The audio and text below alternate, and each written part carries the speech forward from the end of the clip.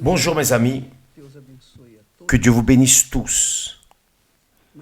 Mais il bénit la plus grande et la meilleure bénédiction que Dieu peut nous donner.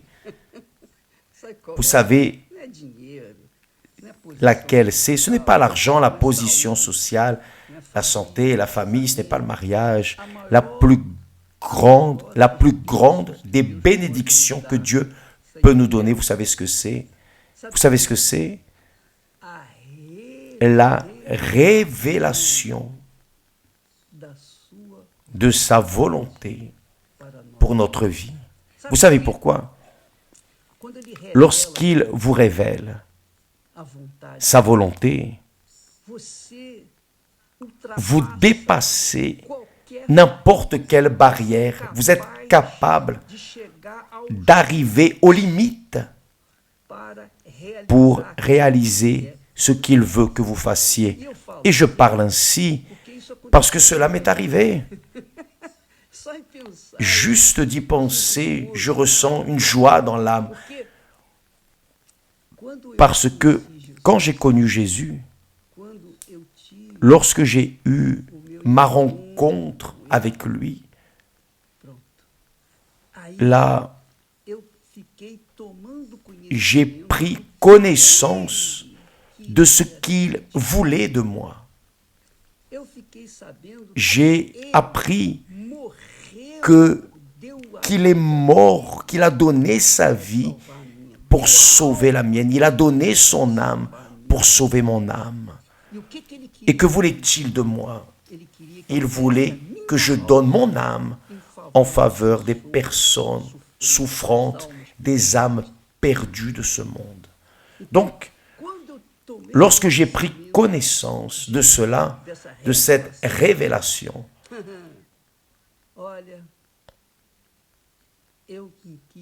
je n'ai voulu rien savoir d'autre dans ma vie. J'ai voulu résoudre le problème de ma vie sentimentale parce que j'avais besoin d'une aide. Et Dieu m'a donné Esther. Donc, nous avons fait un seul corps et là, mes amis, nous sommes allés de l'avant. Des luttes, des difficultés, des problèmes, quels qu'ils soient, quelles que soient les luttes, les obstacles, quels qu'ils soient, peu importe,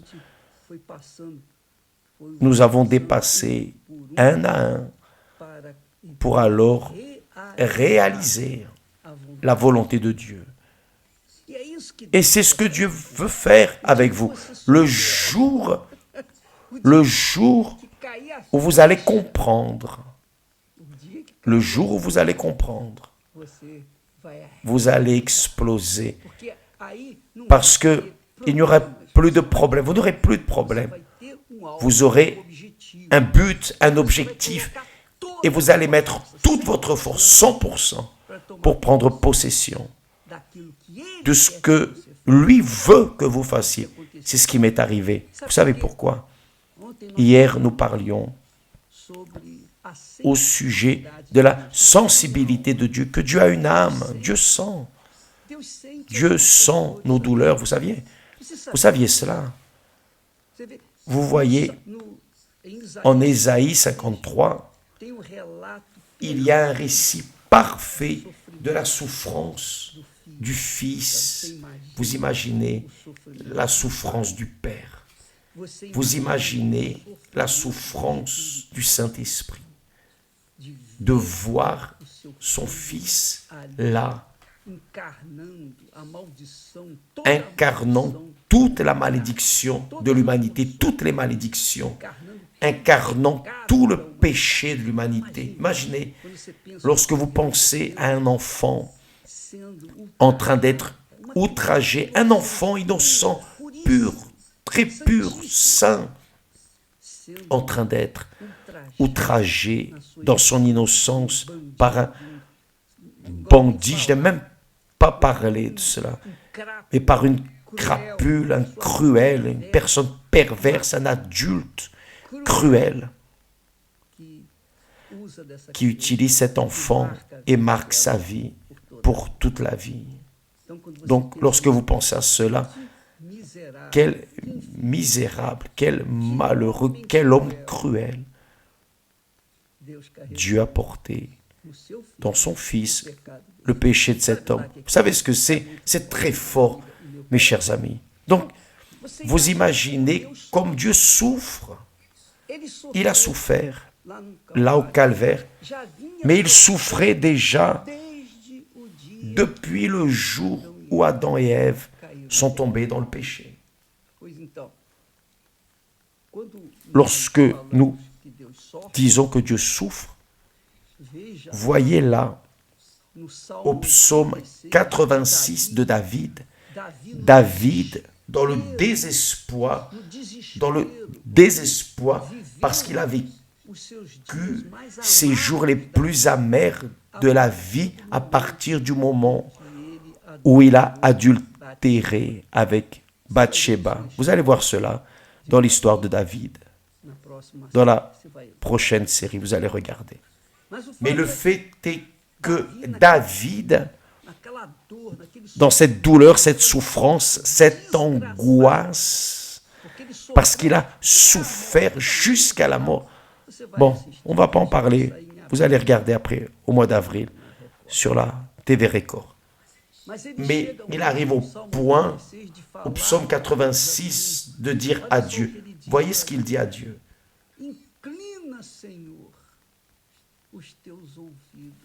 Incline-toi, Seigneur, prête l'oreille, exauce-moi, car je suis malheureux. Il avait ses nécessités, ses besoins. Au-delà des besoins, il était affligé. Il n'était pas seulement nécessiteux, il était affligé également. Il continue en disant, « Aie miséricorde de moi, car je clame à toi tout le jour. » Chaque jour, il clamait à Dieu. Il était le roi. Est-ce qu'il n'avait pas ces moments de plaisir? Non. Il dit tout le jour, je crie à toi. Pourquoi? Parce qu'il était en train de gémir, de gémir, de gémir. Vraiment, il est impossible de parler ici ce qu'il a souffert durant les jours après son péché fatidique. Et il dit alors, même au milieu des douleurs, il dit, je te louerai de tout mon cœur, Seigneur, mon Dieu, et je glorifierai ton nom à perpétuité. C'est-à-dire, même dans l'angoisse et nécessiteux, il reconnaissait Dieu, il louait Dieu. Mais comment est-ce possible? La personne est en affliction, dans la nécessité, et elle loue Dieu. Oui, voyez le cœur de David. Et il dit, voyez, car ta bonté est grande envers moi. Grande, immense, et tu délivres mon âme du séjour profond des morts. Ô Dieu, des orgueilleux se sont levés contre moi. Une troupe d'hommes violents,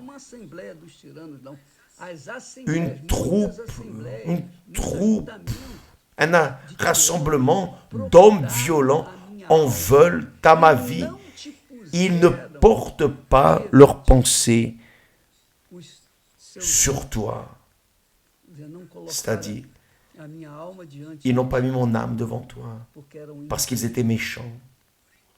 Mais toi, Seigneur, tu es un Dieu, voyez, faites attention, tu es un Dieu miséricordieux et compatissant. Tu es un Dieu miséricordieux et compatissant. Qu'est-ce que cela veut dire être miséricordieux?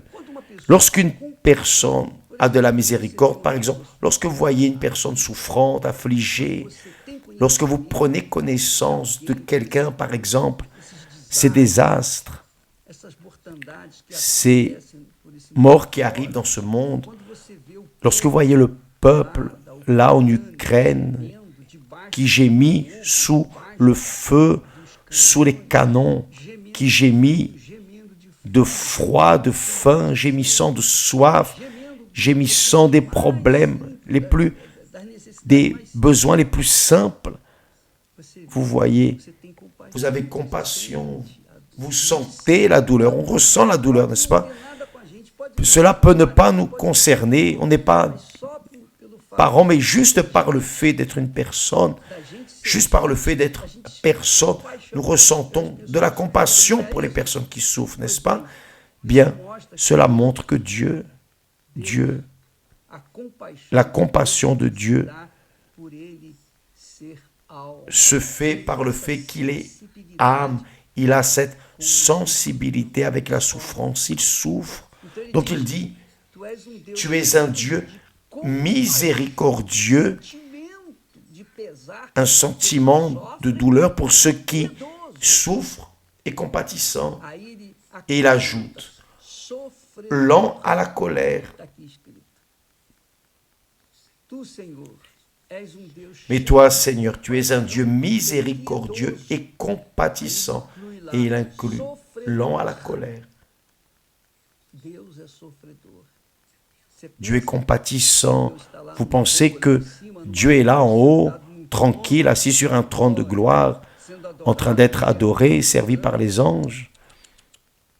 Dieu, mes amis, le Dieu vivant, le Tout-Puissant, le Dieu d'Abraham, d'Isaac, d'Israël, le Dieu de la Bible, le Père de notre Seigneur et Sauveur Jésus-Christ, souffre.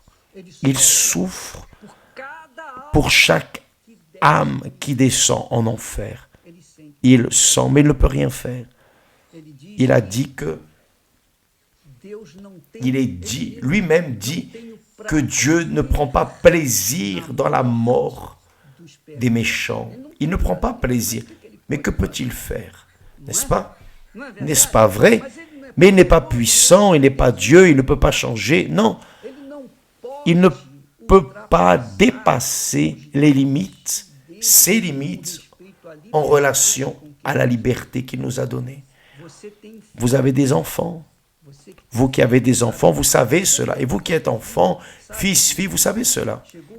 Arrivé à un certain âge, l'âge de la raison, vous dites tout simplement, ah, maintenant je n'ai plus besoin de papa ni de maman. Je n'ai plus besoin de leurs conseils. Je vais faire ce que je pense devoir faire. Et vous entrez dans une vie irrégulière. Mais votre père, votre mère dit, mon fils, ma fille, ne fait pas cela. Vous dites, non, c'est ma vie. Je veux cela. C'est-à-dire, vous voulez laisser aller votre cœur. Donc, là devant, vous reconnaissez que vous avez pris un chemin erroné, vous souffrez et vous gémissez. Bien, mes amis,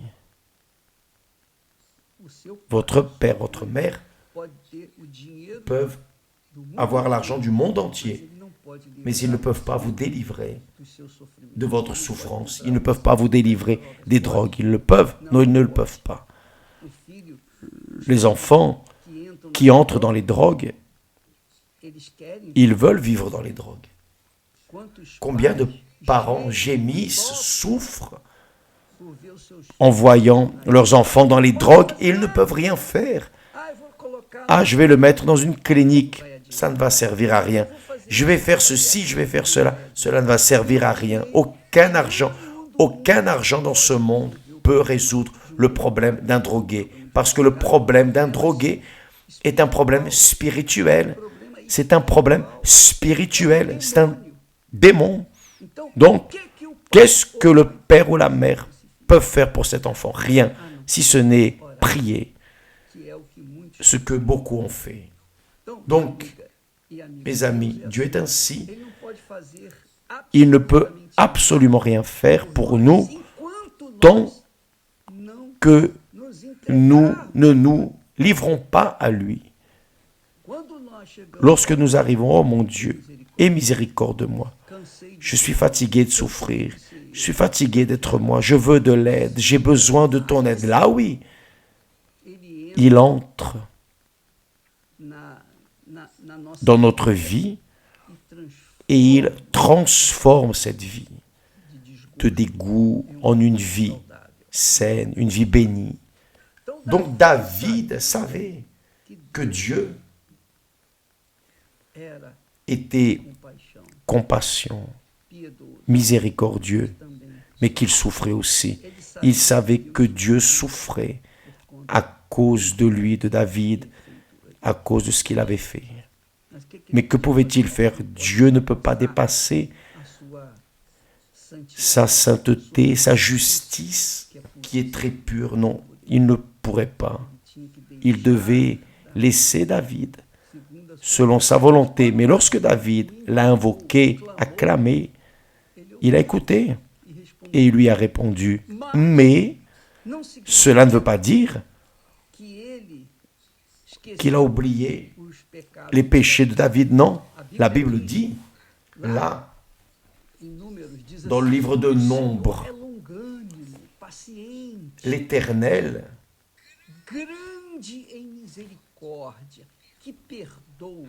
est lent à la colère et riche en bonté. Il pardonne l'iniquité et la rébellion, mais il ne tient point le coupable pour innocent. Il sauve, il libère, il transforme, il pardonne, mais la personne va moissonner les fruits de son péché. Il n'y a aucun doute à ce sujet. Mais Jésus n'est pas mort pour mes péchés, oui, bien sûr. Mais vous avez semé, mes chers amis. Vous allez moissonner. Je moissonne aujourd'hui ce que j'ai semé hier. Je vais moissonner demain ce que je suis en train de semer aujourd'hui. Si je sème ce qui n'est pas bon, je vais moissonner ce qui n'est pas bon, même en étant rempli du Saint-Esprit, même en étant sauvé, même si par hasard je trouve la repentance et que je reçois le pardon de Dieu, il va me pardonner. Mais je vais moissonner. Même ainsi, je vais moissonner les fruits de mon péché. Il n'y a aucun doute à ce sujet. Donc, ne pensez pas que Dieu est injuste, non. Ne pensez pas que Dieu va vous passer la main sur la tête, non. Il ne va pas faire de voix mimimi, non, non. Il va vous laisser moissonner les fruits de ce que vous avez semé. N'ayez aucun doute à ce sujet. Oh, il pardonne, mais il ne tient point le coupable pour innocent. Il pardonne, mais il va laisser le coupable moissonner les fruits de son erreur. C'est ce qui est arrivé avec David. Vous allez voir dans cette série, je crois qu'elle sortira en avril, la série de David. Vous n'avez pas idée de ce que David a souffert.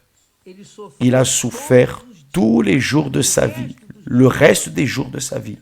Il a été pardonné, Dieu l'a pardonné, mais il a moissonné les fruits de ce qu'il a semé, jusqu'à la mort, jusqu'au dernier soupir, il a gémi.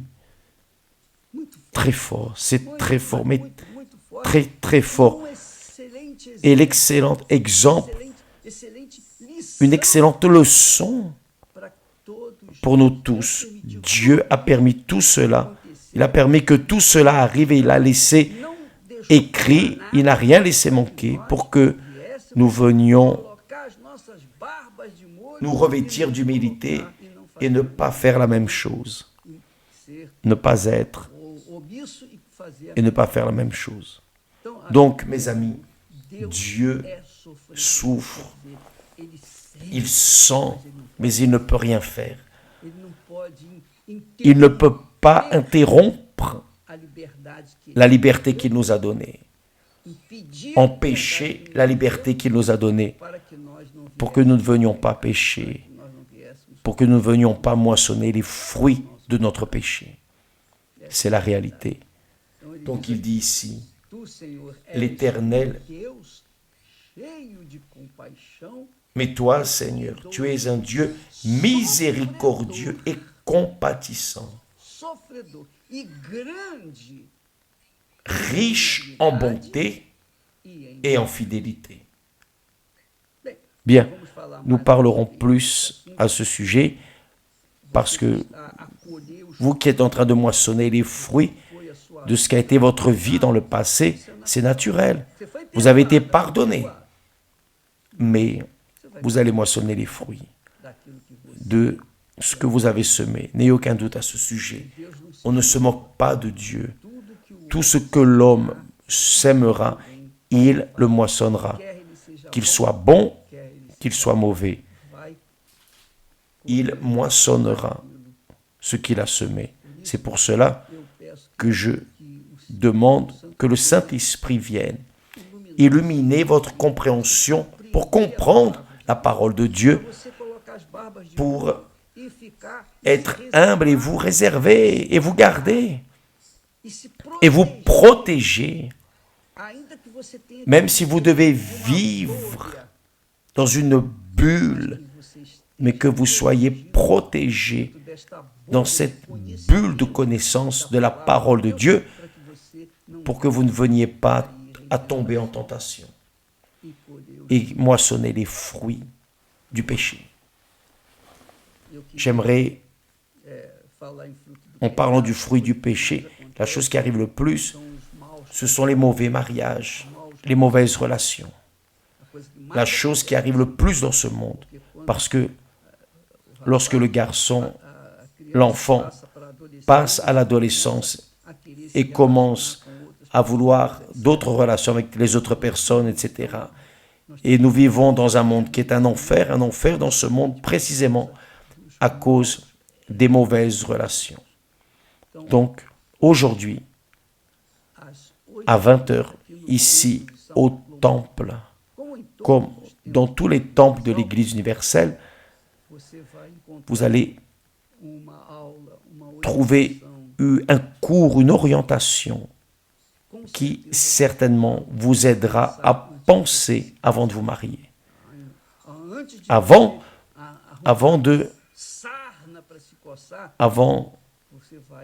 vous allez comprendre, vous allez apprendre à aimer.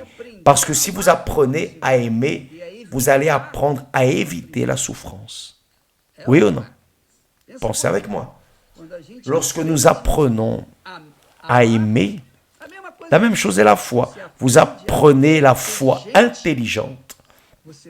Vous allez moissonner les fruits de la foi intelligente. Vous apprenez la foi émotive, vous allez moissonner les disgrâces de la foi émotive, qui est par exemple la personne qui est fanatique. Le fanatisme, c'est le fruit d'une foi fanatique, d'une foi sans le raisonnement, sans intelligence. C'est une foi de cœur. Et avec le cœur qui est méchant, qui a la foi dans le cœur, va se faire mal. C'est la même chose en relation à l'amour. Si vous avez un amour intelligent, si vous êtes intelligent, vous mettez votre intelligence, votre raison pour penser à l'amour auquel vous allez vous attacher, vous allez vous marier, vous allez vivre la vie à deux. Vous serez bénis et vous allez profiter de cet amour tout le reste de votre vie. C'est ce que j'ai fait, Esther et moi, nous avons fait ainsi. Elle a cherché une personne craignant Dieu. De mon côté, je cherchais aussi une personne craignant Dieu. Et c'est pour cela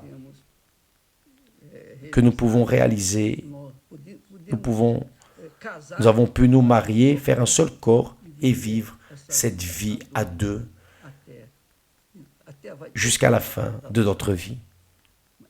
Donc, apprenez à aimer avec intelligence, mes amis. Utilisez votre intelligence, votre raison, votre tête, pour que vous puissiez savoir comment et qui aimer et comment aimer ce quelqu'un.